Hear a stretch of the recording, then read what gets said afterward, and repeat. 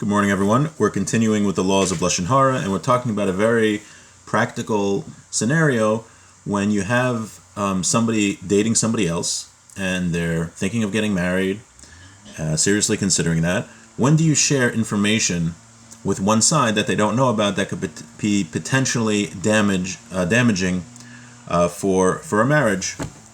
You have someone calls you for information. You have a friend who's dating a young lady. The young lady's father calls you and asks you about your friend. So what are you allowed to tell him? What aren't you allowed to tell him? So we first mentioned that you're allowed to tell him chesronos atzumim, which are very serious flaws.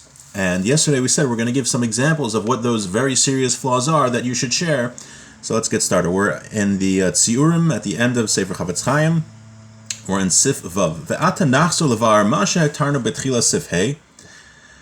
Imachasan yeshlo chesronos atzuma. We're going to explain now what does it mean that you're allowed to share with the other side that the groom has chesronos atzumim, very big flaws. Because if you remember, we mentioned yesterday that if the guy is just like a simple guy who, sometimes he gets fooled by people, or he's not he doesn't hang around with his friends, making late sunnas, joking around, and mocking others. That's not a big deal, especially, and people would go, people often would hear that information and go around saying the groom is a fool, which is a very big prohibition. But what is chesronos atzumim? What are you allowed to share?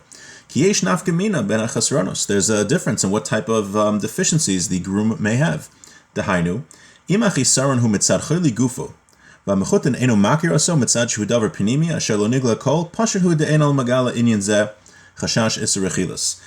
the groom has an illness which the father-in-law doesn't know about, the bride's family doesn't know about, and he doesn't know about it because it's an inner sickness, perhaps the chassan is deathly ill with something, and the bride's family doesn't know, then you should tell them.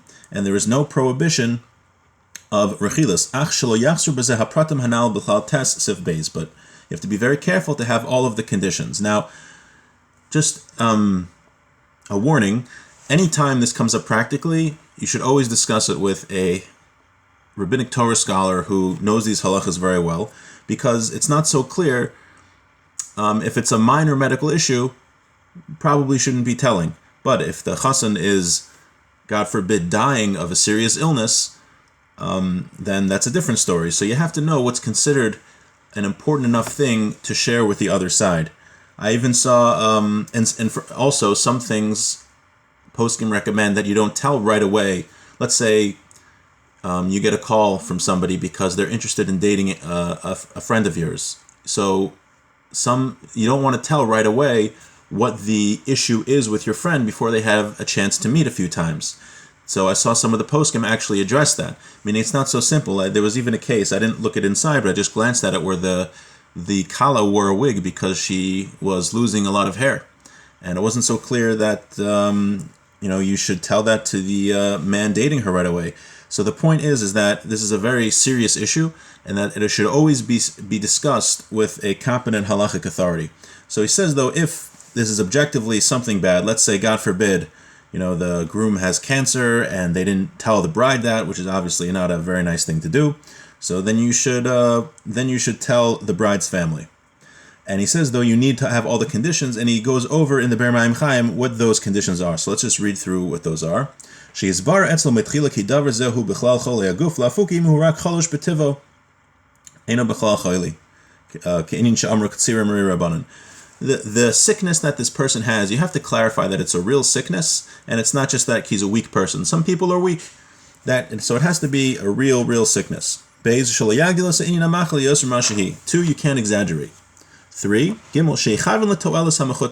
have to have intent that you're trying to help the bride's family and the bride, and not because you hate the groom. If objectively the groom has something bad about him and you hate the guy and that's why you're telling him, it's forbidden. And he says included in this condition is if you have to contemplate if there's going to be a positive effect, a toelis, from what you say. Often,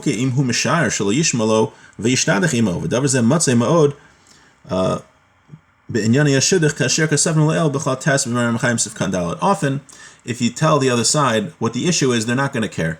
Right? They're already engaged and they're going to get married, and they really don't care. So if you can assess that that's the situation, that even though it's an objectively bad thing, but they're not going to care either way, then you also don't tell them. So one, it has to be something which is objectively a bad medical issue.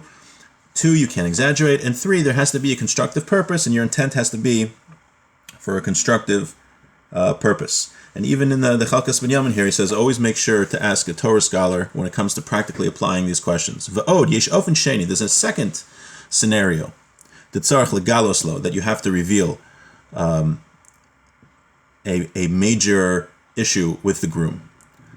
Hainu im nishma ala chasan sheyesh bo apikorsus chas v'shalom, if you hear that the groom is a heretic, tzarech legalos lo, you have to tell them, v'alzeh nemru smuchim lo selech rachel b'amecha v'lo samad al dam re'echa, because the Torah has the two verses closest where it says you shouldn't be a talebearer, but it also says you shouldn't stand by the blood of your fellow.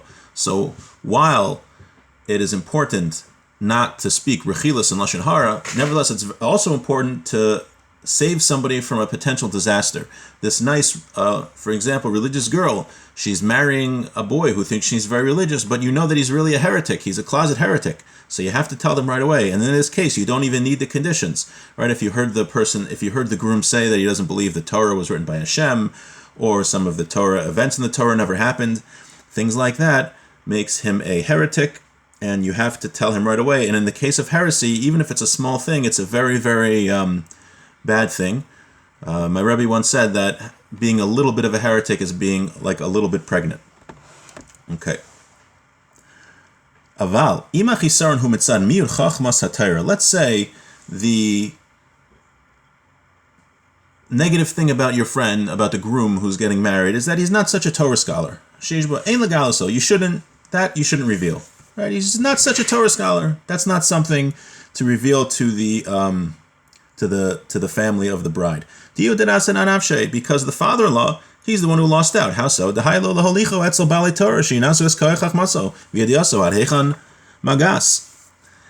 He says that if the father-in-law really wanted to make sure that his future son-in-law was a Torah scholar, he should have brought him to a group of rabbis to get tested. So the fact that he didn't do that shows that he doesn't really care. It's his own fault for losing out. So if you don't have to share that information that he is not a Torah scholar, that's not something to be shared. However,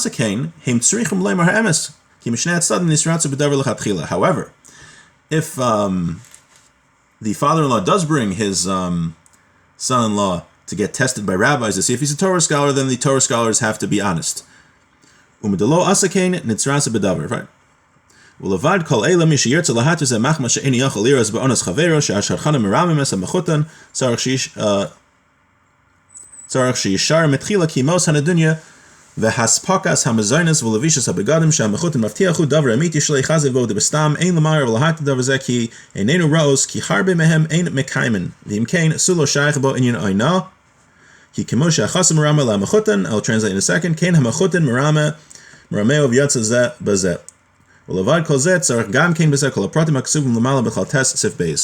says, even if you didn't have this reason, that it's the father-in-law who lost out by not having a son-in-law tested to be a Torah scholar, there's another issue you have to think of.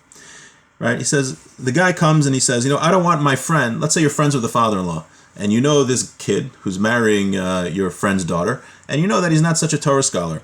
So you want to go and, the shadchanim, the matchmakers, they were playing a little fast and loose with the facts. And they said that this guy is a Torah scholar, but he's really not. And you don't want to see your friend and his daughter get messed over, that they think they're marrying a Torah scholar, but he's not. So he says that even if you were allowed to say it, you still shouldn't be so fast to share that information. Why? Because very often the father-in-law, he promises the future son-in-law, I'm going to give you this amount of money per month, I'm going to buy a house for you, I'm going to do this, and you can work for my company. And very often he doesn't always fulfill his words. So just like the groom is fooling the father-in-law is fooling the groom. So even in a case where you're allowed to share information, it sounds like you have to be careful that the father-in-law is not cheating the future son-in-law in any way.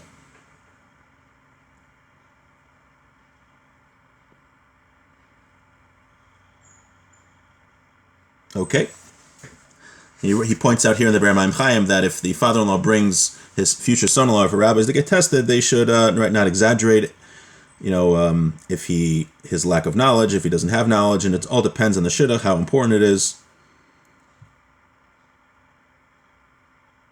Right? Maybe it all depends on the situation. Maybe maybe the kid is not Rav Elyashiv, but he knows a lot, and that's enough. So he says it all depends on the shidduch, and that's something that we just saw before. Also, that sharing any information, one of the conditions is that it has to be for a purpose. If you know that in this situation the bride and the father-in-law and the family, they don't care, so you don't share the information. So just to summarize, examples of two chesronos atzumim, very large flaws that should be shared with the conditions with the bride and her family, is if you know the groom has a serious illness, an internal illness they don't know about, or he is a heretic. But just sharing that the groom is not such a Torah scholar, that is not something should be shared. But just again, big disclaimer: anytime the situation comes up practically, it is very important to discuss with not just any rabbi, but a Torah scholar who knows these halachas very well, because you can see how easily people's lives can be ruined when people just shoot off their mouths without thinking. And hopefully with that, everyone has a beautiful day.